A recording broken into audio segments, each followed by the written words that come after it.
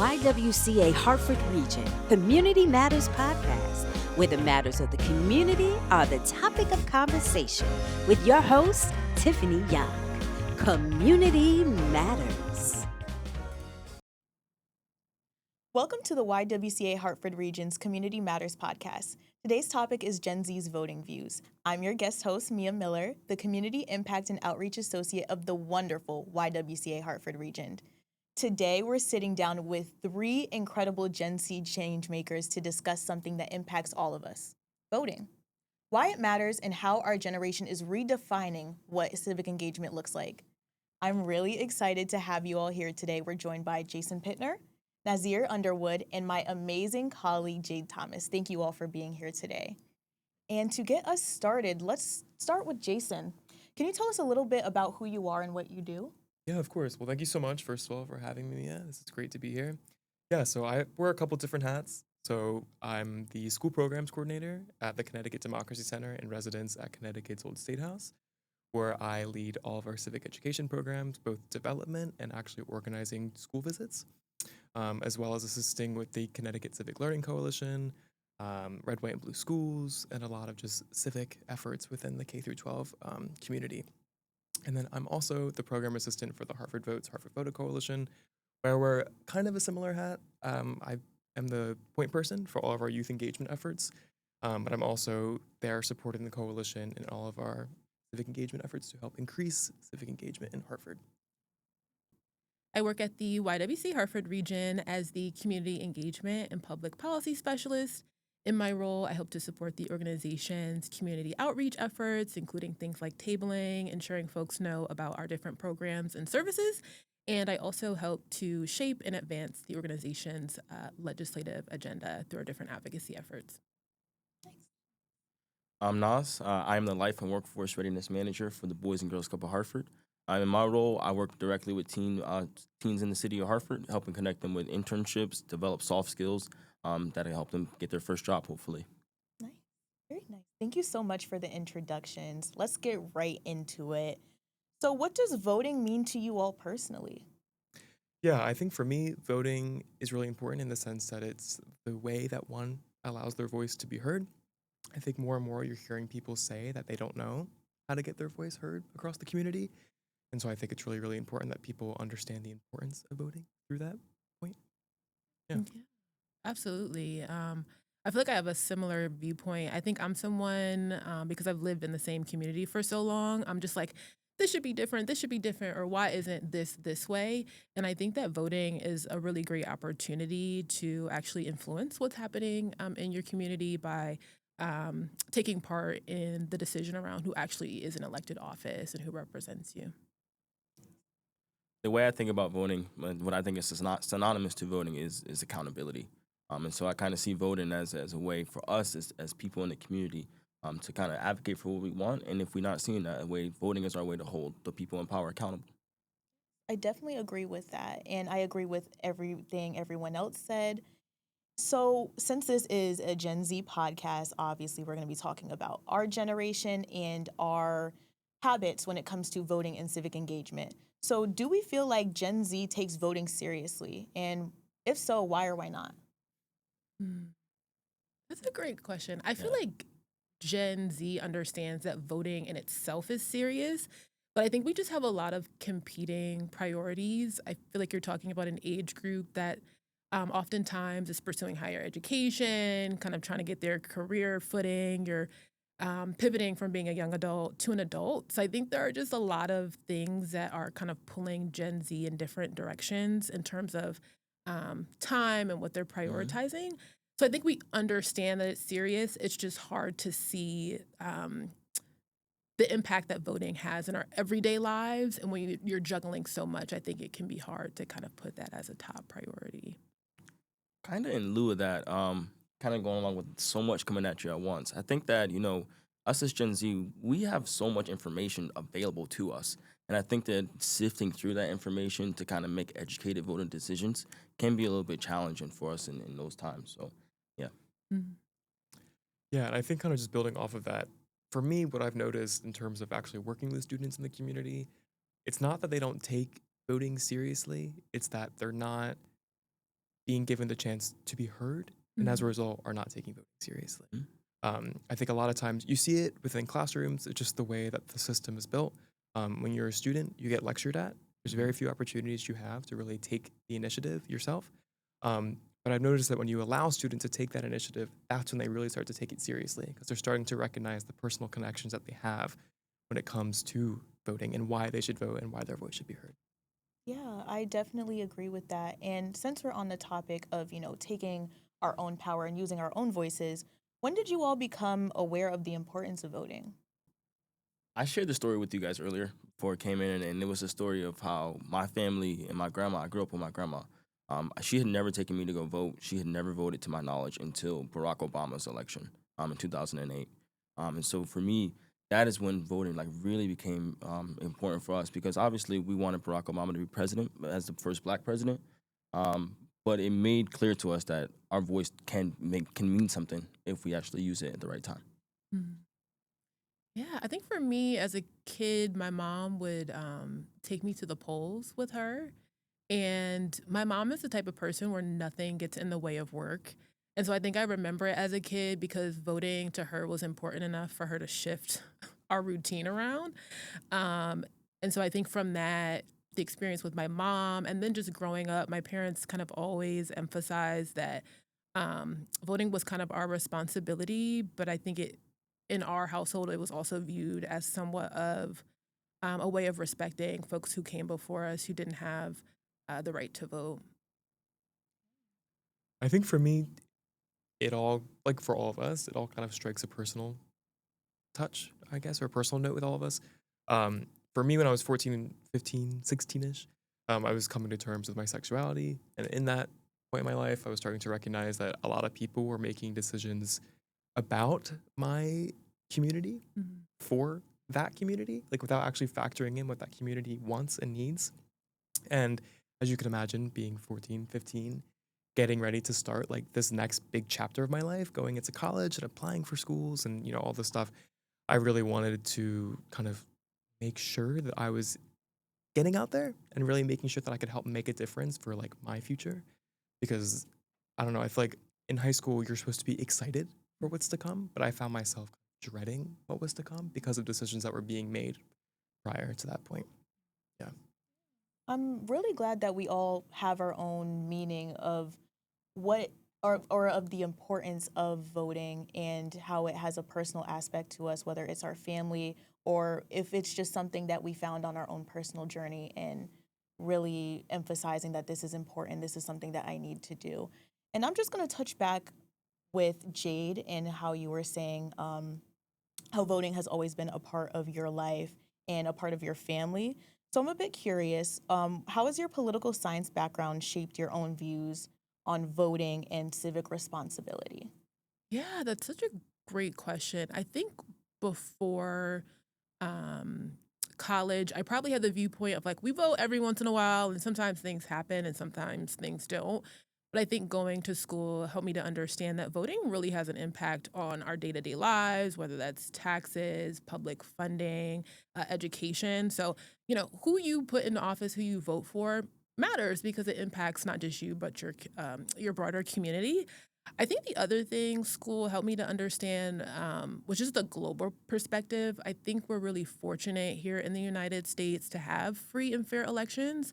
There are places across the world where it's not a given that you're able to have your voice heard at the ballot box, and even some places where it's actually dangerous to go to the ballot box. So I think one, just understanding how voting has an impact in the day to day, and then also just having more gratitude for the fact that we're in a place where voting is something that we have the right to do.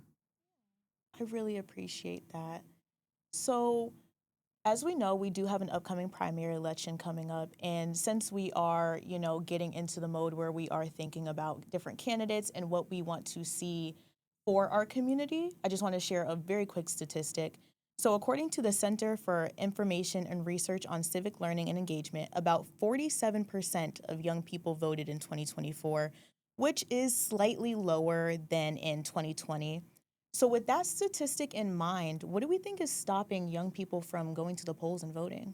I think that one thing that will always correlate back with like decreased youth voter turnout is that in their eyes nothing is changing, or at least what they want to be changed, right? I can't exactly speak on what that is, but I know that kind of goes for everyone. If you're seeing a constant cycle of, okay, I wanted this, that didn't happen. I wanted this, that didn't happen over a span of say 4, 8 years, like 2 presidential election cycles, then of course you're going to start to get a little like, you know, not as active or become not as active and kind of start finding yourself steering away from voting and stuff like that because you're starting to feel like your voice doesn't matter or that you can't make a change or that, you know, stuff like that. Can I answer that and say, like, I think that another reason this may be happening is that, I think for all of us, not just youth, but we pay attention when, like, those big elections come up, like the 2020 presidential elections or something like that. I think the elections that really have the most impact on our lives are those local elections, are those state elections. And I think at times we as youth aren't as informed, or just people generally aren't as informed about those local elections. So I think that kind of contributes to it. We don't really necessarily, like you said, don't see how it impacts our lives on the federal level. But I also think we don't realize how much impact that voting could have on the local level. I guess I'll kind of piggyback off of what you're saying, Nas. I do think it's funny because there's so much information we're being bombarded with on a daily basis. And I still feel like lack of information when it comes to different elections is still an issue. You know, who the candidates are, what their platforms are, you know, finding out how to register to vote. It seems like folks kind of have their echo chambers, and some folks have voting and elections as a part of those echo chambers, and some folks don't. So I think it's about trying to seek out information to make sure that when there's an election coming up, you're aware and you can make a plan to vote. I agree. Thank you. So, since we are on the topic of, our generation voting, as most of us know, our generation ranges from ages 14 years old to 29 years old. And I want to ask both Nas and Jason this question since you both are, really connected with youth and you do work with youth pretty often. Do you think that they're being set up to understand and participate in voting? And if you think back on your own civic identity or civic engagement journey, what was missing and what could have helped you in that point? Yeah, I feel like for me growing up, especially being in high school, it never felt like anything was really speaking to me or was being made for me. It felt like I was trying to almost like putting a square in a circle. Like it was like the circle was the adult information, the adult websites, all the black and white information that's just paragraphs and paragraphs and paragraphs. And I was the 14-year-old square that just didn't understand it at all. And I think that has definitely shaped, in my opinion, or my experience. And I know it shapes other students' experience as well and current students. Yeah, I think there's nothing that's directly speaking to them, which is the big issue. Yeah, I would definitely agree with that. Before I came here, I asked my kids yesterday, do you guys know like the different levels of government? Do you know the different levels of government? And they looked at me like I was crazy. They really didn't understand it, and they couldn't tell me like the difference between like the legislative, the executive. What do these things do? And so I think maybe that part of that is maybe they don't see things in the government, maybe in those civics classes that are speaking to them. Maybe that's contributing to them not retaining the information about it, to actually know how their voice can be impactful in this. Well, even building off of that, like at the old State House, we have a field trip program called 3 Branches of Government. And we've learned that the trick for students to become engaged, it's for grades 3 through 8. So you're kind of hitting that age range, is to view the 3 branches of government through the idea of the dog law, right? The dog law was one of the first laws passed in that building. And it essentially said that if you had a dog, you had to put a collar on it, a leash, take it out to go to the bathroom, have a fence in your backyard, all that stuff. But we asked students, have you ever heard of a cat law? And then they haven't, because there isn't one. And then we asked them to address the inequality of it and hopefully pass their very own cat law. So I think it's like there's roundabout ways to really getting that information to them. Yeah. It's something as important as that too. It's tough though. Yeah, I definitely agree that it is tough, especially like with younger people, because they're thinking, oh, this doesn't pertain to me. I care about, I don't know, social media, my friends, maybe some sports. Like, this is beyond me. This is adult stuff, when really, kind of the adult things that are happening around us do impact them daily and they just don't realize it. So I feel like once we are able to bridge that gap between our students or just younger people in general, and really recognizing that everything that we are doing has to do with civic engagement and our own civic identities and finding out who we are. But I just want to hop back onto something that Jason said earlier. So, with your sociology background in mind, do movements like the climate change movement or any social justice movements in general impact the youth's voting behaviors? Oh, 100%. Yeah, I think if there's something going on that directly correlates with how they're feeling, they're way more likely to get engaged. Obviously, it ranges depending on the student and what topic strikes a chord with them. But yeah, 100%, I would say so. And I think uh, you see it a lot more in college, like students actually taking like action on that because they're kind of given the what's the word I'm looking for, like the initiative to do so, or like the independence to do so. I think, like I said, it all goes back to when you're in high school and even below high school, you're the student among the staff, among the teachers, and you're very much being lectured. And civics is not meant to be something that is talked at you. It's meant to be engaging, interactive. You're meant to almost like civics is. I like to look at it like it's alive. Like it's not just information. You really need to like live it and breathe it to fully understand it. And I think when students get the opportunity to do so through various movements going on, um, it's like the perfect opportunity. Yeah. Can I say something to that? Yes. This reminds me of like most recently the cell phone ban. A lot of kids went to the state capitol and testified against the cell phone ban, and I think that's a really good example of how when they actually have a stake in it and they see themselves in it, they are willing to be active. Yeah. Right. And I 100% agree with that. Like I was saying before, for example, the cell phone ban, that was not something that was beyond them. That was something that was affecting them directly. So they were like, oh, I need to say something about it because you're not going to take away my phone. Like, this is my phone. If I want to have my phone in school, I'm going to have it.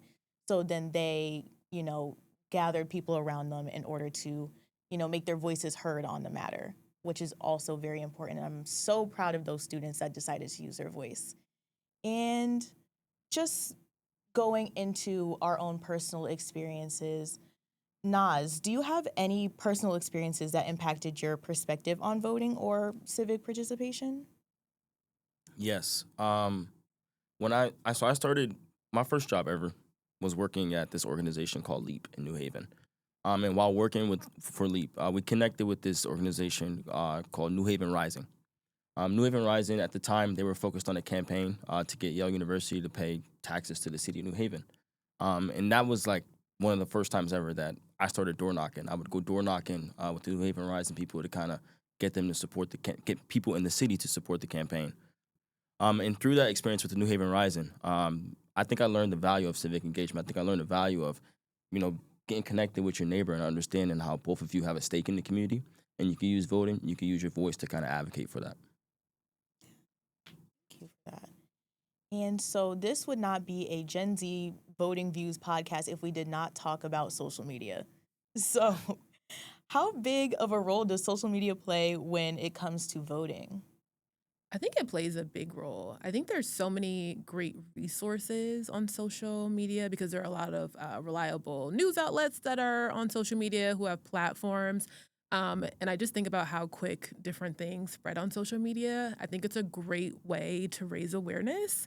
I think the flip side is that it also can be a place where there's a lot of like misinformation, disinformation.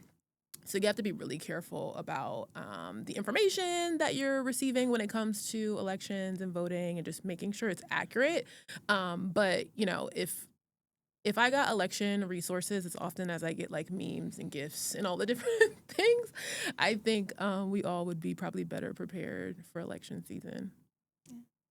And even that all comes back to presenting things in a way that will actually catch the eye of students. And maybe it is through doing it through memes. Like taking a popular, you are seeing it. Like you see the state constitutional officers who are starting to record videos of themselves doing TikToks to Azealia Banks songs. Like, it's very like it's different.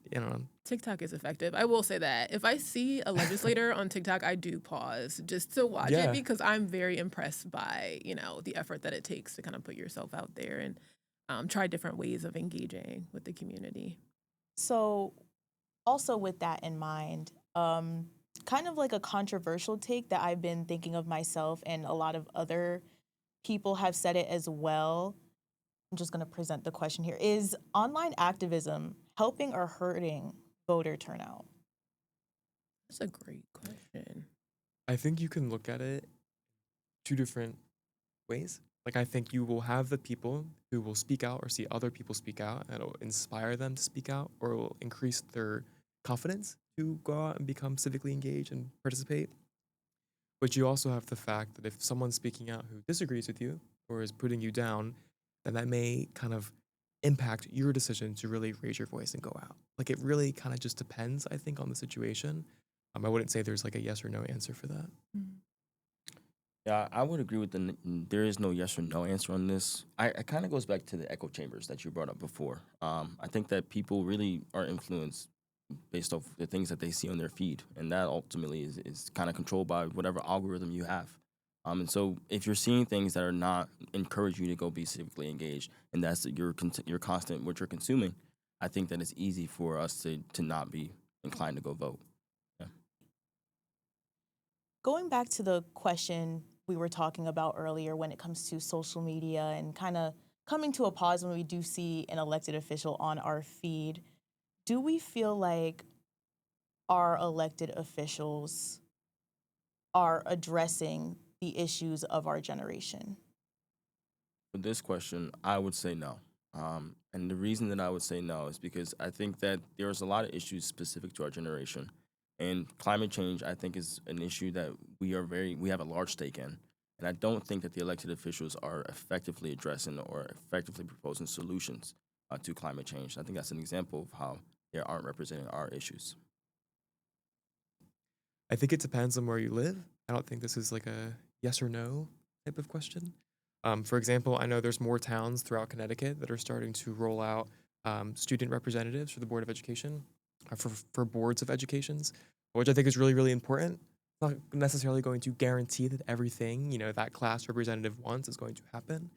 But I think we're slowly starting to see the elected officials really start to loop in the youth perspective a lot more, the Gen Z perspective especially. And even on, even outside of just like elected officials, just like anyone who's making any type of decisions for a younger audience. Like in college, your major has an advisory board, right? And usually now there's like SABs, student advisory boards. So I think there's little loopholes and pockets where you're starting to see things kind of come to fruition that didn't always exist, that are really giving youth the opportunity to kind of get their voice heard and be a part of the conversation. Yeah. I'm trying to think. I was like, what are some of the issues that we care about? And I think climate change, absolutely. I think affordable housing, student loan debt. I think those are issues that are becoming more central to some of the discussion that our elected officials are having. I think the big thing is the conversation is not going to shift if young people don't get involved, Gen Zers don't get involved, because people can't know what issues matter most to you if you don't tell them. So I definitely think there's some movement, but I think it's also kind of on us to be present, speak up, so that the things that are important to us are more center stage. So now, do we think there is trust in the voting system among Gen Z, and what would it take for us to feel a little bit more heard politically? I think something that I feel like I hear when we're out in the community, and this is not even just from Gen Z folks, is that people don't trust elected officials to do what they say they're going to do. And I think that goes back to something Jason mentioned, which is that you vote for someone, they get into office, and then a couple of years pass, and it seems like nothing changes. And I think that's something that can erode trust. But I do think that if you want to hold folks accountable, which is something that Nas was talking about, voting is really central to that. If someone doesn't do what they say they're going to do, well, maybe it's time to go to the ballot box and vote for something different. So Since Jade and both Jason work very closely with our community and trying to get everyone more civically engaged, what advice would the both of you give for any first-time voters? Start small. I think a lot of times when it comes to being civically engaged, we always look for like the top dog, Mhm. and all eyes go to the presidential election. When, truth be told, the elections that matter the most are like your town committee election, your board of education election. And fun fact, the board of education election is the one with the least participation in the city of Hartford. So, and that directly impacts students. That always blows my mind. Um, but yeah, start small. I think you got to build your way up. Goodness, I think that's such great advice, starting small. And I think I would maybe add, you don't, there's no way to know everything. So just learning about the political system, whether it be through books at the library or if there are organizations in your community that are offering different workshops or trainings on different ways you can be civically engaged. There are a lot of great resources out there. So I think just taking a look at um, things that can help you to learn about ways that you can engage civically if that's not something that's kind of already in your wheelhouse. We talked a lot about how voting matters and how big of an impact voting has, especially on our communities. How can young people create change beyond voting? Young people can create change beyond voting by building awareness. I think getting together, having conversations about things, coming up with a plan about what you want to see, and then going out and advocating for that plan is one of the best ways to get involved without voting. Yeah. Yeah, and I think as great as social media is in terms of connecting you with the world around you, um, I gotta say, like, put the phone down. Yeah. Like, actually, like, connect with your class, your community, your friends, people in your extracurriculars. So I think more and more you're starting to see students become so isolated from their Mhm. school communities. But once they find that connection, they're capable of so much, like so much. And I've gotten the chance to witness that a couple of times now.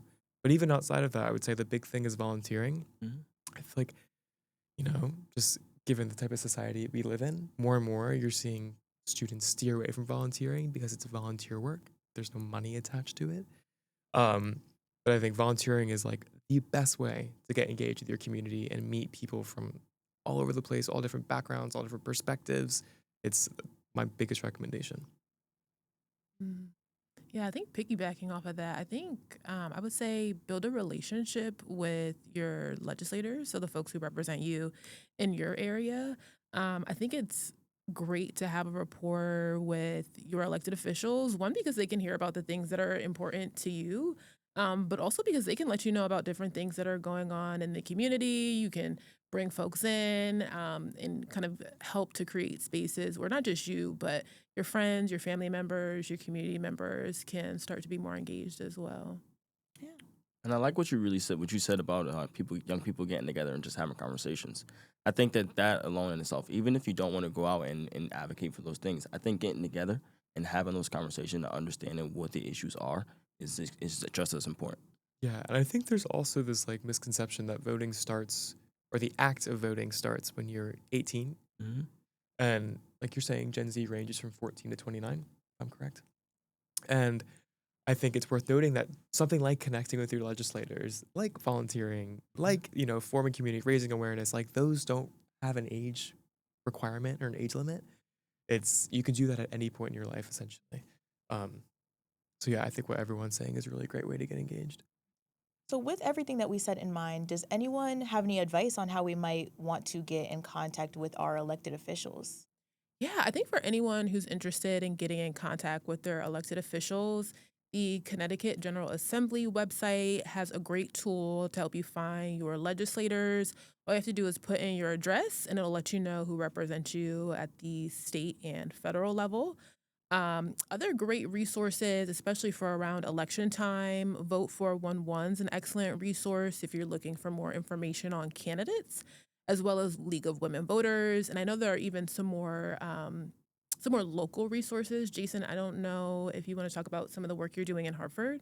Yeah, so I'm currently, hopefully within the next month, we'll be launching what's called the Hartford Youth Civic Collective, which is an online resource hub which will compile all the information you need to become civically engaged. So it's going to have all of the elected officials for Hartford, all the candidates for upcoming races, all the civic organizations, including the YWCA Greater Hartford Region, and the Boys and Girls Club. And it'll also give you a civic glossary to break down some confusing terms. But for the elected officials page, it's going to call out the Hartford representatives, Hartford senators, as well as your U.S. reps and your U.S. senators as well. But it gives you all the contact information, what they do, how long they've been in office since, really all that key information you need to help make that connection with them and reach out. Yeah. Since we talked about how everyone else would be able to, advocate for themselves, make their voices heard, talk to their elected officials, how have you made changes in your own community beyond voting? Well, I told a story the other day to my class about how I gave a testimony at a budget hearing when I was about their age. And so that's definitely one of the ways that I've been involved. And I think that the work that I do, educating the young people about the things in their community, I think that's a part of that mission as well, me being civically engaged without voting. Yeah, I think I've had the opportunity to do a few things that are similar. I think one of the things I'm really grateful for is that as a staff member at the YWCA Hartford Region, we have a legislative agenda. And a really big part of the legislative agenda and the advocacy work that we do is listening to the community and then taking that back to elected officials. And when we can, bringing the community to elected officials as well. But, trying to get face-to-face meetings with state legislators, trying to be present at different public hearings, and just trying to keep up communication with different legislators so that they know what's top of mind for the community. Yeah, I think kind of building off of that, I'm so grateful to have such great organizational support from both the Hartford Votes Coalition and also the Connecticut Democracy Center. Because like I just said, through the Hartford Votes Coalition, I've gotten the chance to create the Hartford Youth Civic Collective, a resource that should have existed a long, long time ago that Hartford will finally have. But also through the Connecticut Democracy Center, I've gotten to work on the Connecticut Civic Learning Coalition, which we had our launch at the end of March, which is fantastic. It was the first type of thing in the state that brought together students, teachers, legislators, and state officials as well, really all there to focus on bringing civics into the classroom and making sure that we're doing it in a way that is easy and workable for teachers, students, parents, everyone. And we were able to have so many roundtable discussions and really understand that, really what their needs are, what they're looking for. And yeah, I'm so thankful for those opportunities. Those are all great opportunities, and I'm really happy that we were able to share those. If we can sum it up into one message, what should Gen Z understand about our influence in our political system? That's such a great question. I think it's just that your voice matters. And if you want to change the status quo, you have to participate. I think I would say just your voice, your future. I think it sounds very dramatic, but it's true. If there's something you're looking for in your adult life, your professional life, it's up to you to start kind of kickstart that change. What I would say is if you don't participate, you're relinquishing your power. What I would say is your voice matters, and there are going to be obstacles, there are going to be hard times, but you cannot stop. You have to keep going in order to reach your goals, in order to make your voice heard, and to also advocate for others that might also share that same desire. I think building off of that too, just real quick, is that democracy wasn't created overnight. Like, it's something that took so long to get to. So kind of building off of that, change is kind of a similar thing. Like, to change something within the democracy, it's not going to happen in, one day. It's going to take a while. Yeah. Thank you, Jason and Nasir, for joining Jade and I today for such an insightful conversation. And thank you to everyone listening. Don't forget, your voice matters, so stay informed, stay engaged, and most importantly, make sure you vote. Thank you for tuning in to the YWCA Community Matters Gen Z Voting Views, where the matters of the community are the topic of conversation. If you enjoyed this video, make sure you click that like button, hit subscribe, and ring the notification bell so you don't miss any of our future content. Also, share this video with your friends and family who might find it helpful too. I'm your Gen Z host. Until next time.